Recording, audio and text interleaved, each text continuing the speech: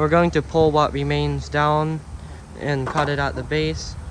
So I'll use the throw line to tie a running bowline up there.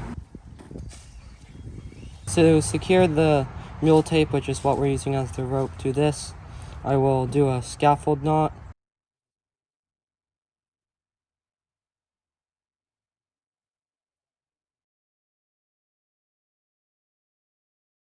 So I'm doing a running bowline here. Our plan is to cut this until we can all pull at once so we can control the release a little bit better.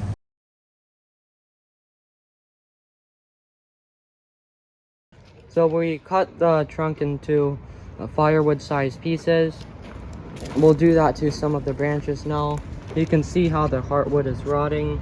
If I hit it, then it just comes apart. We plan to come back and grind the stump, but this was part 2 of the complex tree removal.